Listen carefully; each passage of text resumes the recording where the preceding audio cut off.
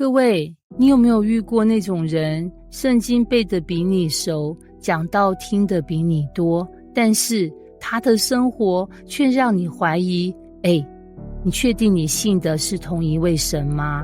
今天要讲的就是保罗在罗马书2章17到29节对这种人的直球对决。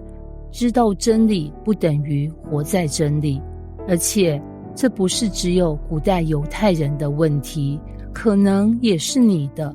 保罗说，你称为犹太人，依靠律法，且指着神夸口，意思就是你有宗教身份证，你有神学知识，你有属灵资历，这在当时可是超高地位，走在路上都能挺胸抬头。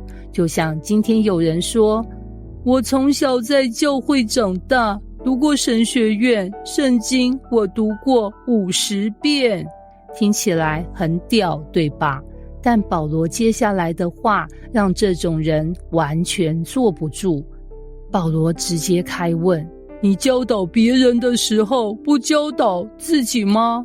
这画面很像老师在黑板上写不可以作弊，转头却拿着小抄。有没有遇过那种人，讲道理像滚雪球，越讲越大，但一到自己瞬间变成消音模式？对，保罗就是在戳这种双面生活。他甚至举例，你说不可偷窃，自己还偷吗？你说不可奸淫，自己还犯吗？这感觉就像健身教练边帮你算热量，边啃炸鸡，还跟你说，兄弟，这是放纵日。保罗丢下一句超重的话，神的名在外邦中因你们受了亵渎。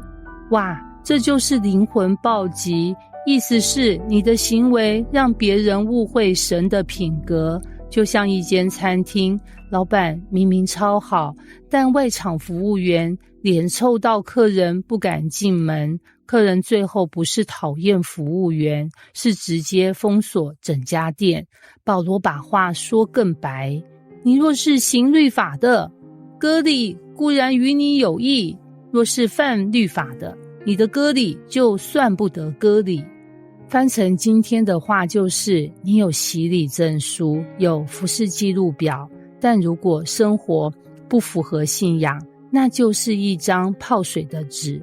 有没有人觉得只要你外在仪式到位，上帝就一定满意？保罗说不，神看的是心灵里的割礼，也就是你的心有没有被他改变，而不是只有外表漂漂亮亮。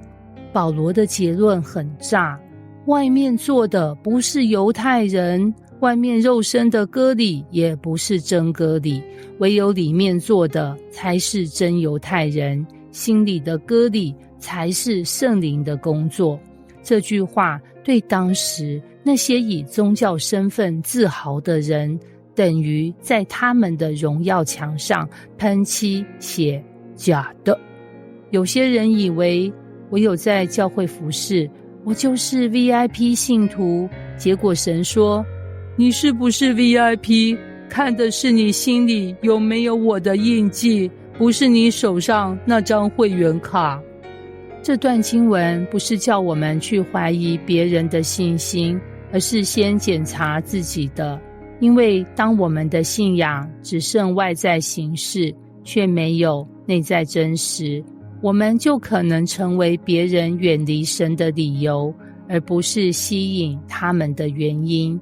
罗马书2章17到29节提醒我们，会讲道理不代表你已经活出道理。外在的宗教标志若没有内心的顺服，只是空壳。真正的荣耀不是来自人的掌声，而是来自神的称许。